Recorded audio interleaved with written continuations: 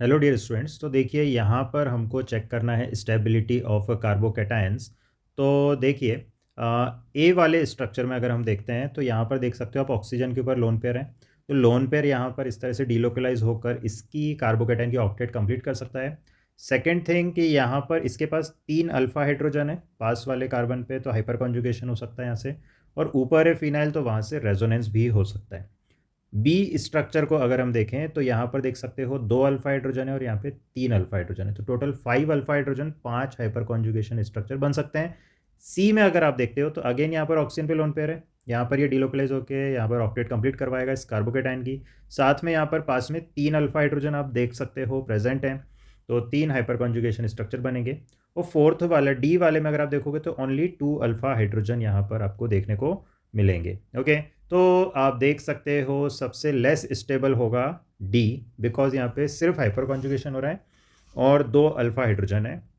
ठीक है, तो हमने यहाँ पर देखा कि डी का लीस्ट स्टेबिलिटी होगा। वहीं पर अगर हम देखें तो सबसे ज़्यादा स्टेबल कौन सा होगा, ए, क्योंकि यहाँ पर रेजोनेंस होने के साथ साथ 3 अल्फा हाइड्रोजन होने के साथ साथ फिनाइल ग्रुप भी है, तो रेजोनेंस भी हो रहा होगा। तो सबसे ज़्यादा स्टेबल कौन सा है, ए स्ट्रक्चर। ए के बाद कौन सा होगा, सी, और सी के बाद क्या होगा, बी। ओके, तो आई होप आपको ये ऑर्डर क्लियर हुआ।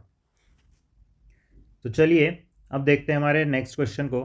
तो देखिए यहाँ पर हमसे पूछा गया है कि which of the following species does not exert a resonance effect on the hetero atom. Okay, hetero atom मतलब अदर देन कार्बन। तो देख सकते हो आप यहाँ पे नाइट्रोजन पे लोन पेयर है, तो यहाँ पर इस तरह से रेजोनेंस हो रहा होगा। यहाँ पर ऑक्सीजन के लोन पे डिलोकलाइज होंगे और यहाँ पे क्लोरीन के। बट इस वाले में अगर आप देखोगे एनिलीनियम आयन में नाइट्रोजन के लोन पेयर ऑलरेडी यहाँ पर दे चुका है हाइड्रोजन को, दैट्स वाई NH3 पॉजिटिव है। तो यहाँ पर कोई भी रेजोनेंस इफेक्ट देखने को नहीं मिलेगा, तो यही हमारा करेक्ट आंसर होगा। So dear students, next question है हमारे पास में ये जो है 4 कार्बोकैटायन है और इसमें हमको स्टेबिलिटी बतानी है, मैक्सिमम स्टेबल यहाँ पर कौन होगा। ओके, तो देखिए मोस्ट स्टेबल कार्बोकैटायन यहाँ पर होगा CF3 पॉजिटिव, बिकॉज यहाँ पर ये जो फ्लोरीन है, ओके, ये जो फ्लोरीन है इनके ऊपर जो लोन पेयर है, ये लोन पेयर यहाँ से बैक डोनेशन होगा। और बैक डोनेशन होने से जो कार्बोकैटायन है इसकी ऑक्टेट यहाँ पर कंप्लीट हो जाएगी। ओके, तो बैक बॉन्डिंग या फिर हम कह सकते हो बैक डोनेशन या रेजोनेंस के थ्रू यहाँ पर कार्बोकैटायन की स्टेबिलिटी बढ़ जाएगी और यहाँ पर इसकी ऑक्टेट कंप्लीट हो जाएगी। वहाँ अगर हम देखें बाकी सारे ऑप्शंस में तो यहाँ पर इस तरह से बैक डोनेशन या फिर ऑक्टेट कंप्लीट किसी भी स्ट्रक्चर में नहीं हो पाएगी। तो करेक्ट आंसर है हमारा CF3 पॉजिटिव। सो डियर स्टूडेंट्स, ये जो हमारा क्वेश्चन है, इस क्वेश्चन में हमसे पूछा गया है कि ये हमने जो नंबर डाले हैं 1, 2 एंड 3, तो ये जो 3 नाइट्रोजन एटम है इनके ऊपर ये जो लोन पेयर है, ओके, तो इन तीनों नाइट्रोजन एटम में से कौन सा नाइट्रोजन एटम सबसे ज़्यादा न्यूक्लियोफिलिक होगा। ओके, न्यूक्लियोफिलिक मतलब कौन सबसे ज़्यादा आसानी से अपने इलेक्ट्रॉन पेयर को डोनेट करेगा, या फिर हम कह लें कि अगर कोई इलेक्ट्रोफाइल आएगा तो वो 1, 2 और 3 में से किस नाइट्रोजन के पास में जाना पसंद करेगा या प्रेफर करेगा। तो देखिए यहाँ पर अगर हम देखें ध्यान से तो सेकंड और थर्ड नंबर के नाइट्रोजन एटम के लोन पेयर ऑफ इलेक्ट्रॉन ये आप देख सकते हो इस तरह से रेजोनेंस या फिर कॉन्जुगेशन में है। यहाँ थर्ड वाले को भी आप देख सकते हो रेजोनेंस या कॉन्जुगेशन में है।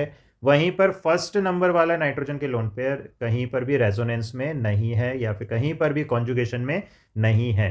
तो लोन पेयर की अवेलेबिलिटी सबसे ज़्यादा 1 पर है, क्योंकि 2 और 3 के लोन पेयर तो डीलोकलाइज होंगे।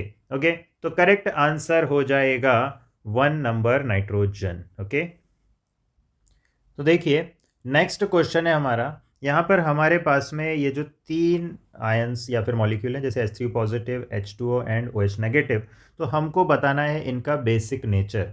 ओके, मतलब प्रोटॉन की एफिनिटी, मतलब H पॉजिटिव आएगा तो कहाँ पर पहले जाएगा, किसके साथ जुड़ेगा। तो देखिए अगर हम देखें H3O पॉजिटिव, तो ये ऑलरेडी एक H पॉजिटिव ले चुका है, मतलब H2O जब H पॉजिटिव लेगा तब वो क्या बनेगा, H3O पॉजिटिव, और H2O जब H पॉजिटिव दे देगा तब ये बनेगा OH नेगेटिव। तो आप क्लियरली देख सकते हो कि H2O H पॉजिटिव दे चुका है तब OH नेगेटिव बना है। तो सबसे ज़्यादा एफिनिटी या फिर बेसिक नेचर किसका होगा, OH नेगेटिव का।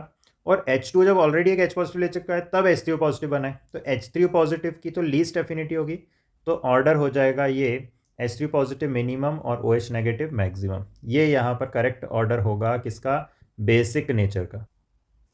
So thank you for watching, all the best, bye bye. अगर आपको ये वीडियो पसंद आया है तो please like share and subscribe to my channel. अगर आप कुछ भी मुझे सजेस्ट करना चाहते हैं या आप कुछ डिमांड करना चाहते हैं, so you can write in comment box. Bye bye, take care.